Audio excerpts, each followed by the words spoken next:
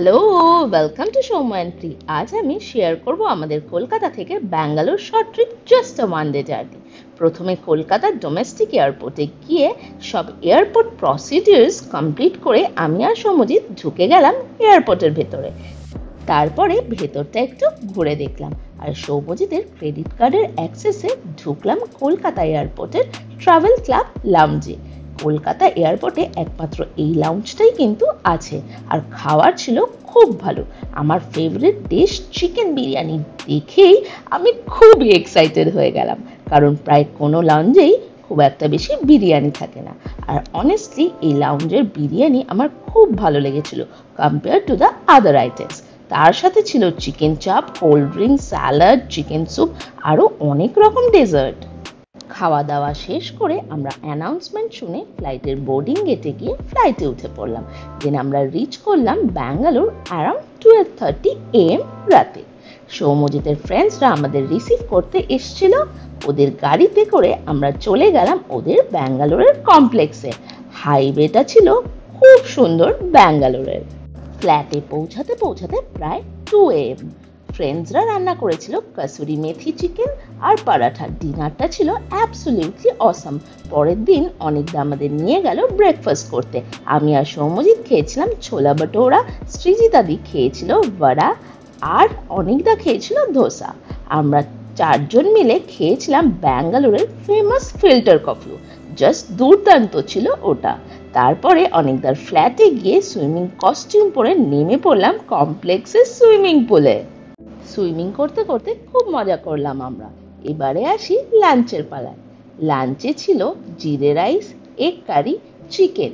লাঞ্চের পরে বিকালের দিকে একটু বেরিয়ে খেয়েছিলাম আমরা তুলসী এলাইচির চা। তারপরে বাড়ি ফিরে খেয়েছিলাম জিলিপি আর সিঙ্গারা। আর ডিনারে সৃজিতাদি কুককে নুডলস বানিয়ে রাখতে বলেছিল আমাদের জন্য। রাতে আমরা গাড়ি বুক করে চলে এলাম ব্যাঙ্গালোর ইন্টারন্যাশনাল এয়ারপোর্টে।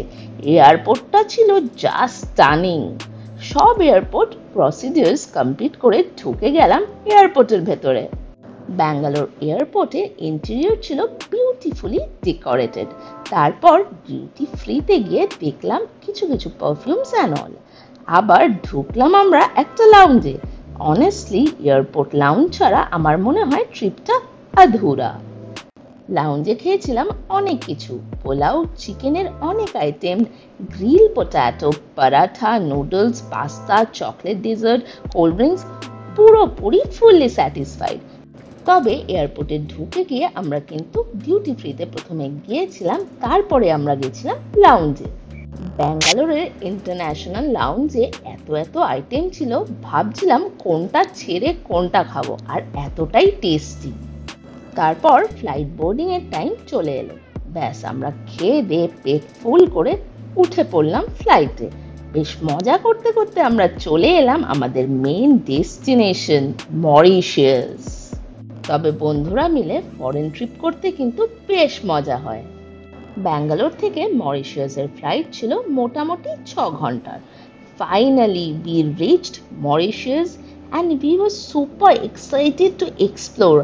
ইমিগ্রেশন অ্যান্ড প্রসিডিউরস কমপ্লিট করে ঢুকে গেলাম মরিশাসে। তবে মরিশাসের এয়ারপোর্টটা মোটামুটি বড় ছিল। ঢুকতেই দেখলাম একটা অ্যানিমাল সাফারির পোস্টার।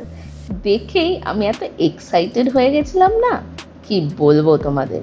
তারপর কি কি করলাম দেখতে হলে follow and subscribe our channel. Like, comment, share করে আমাদের জানিও তোমাদের এই ব্লগটা কেমন লাগলো। Bye. See you in the next vlog.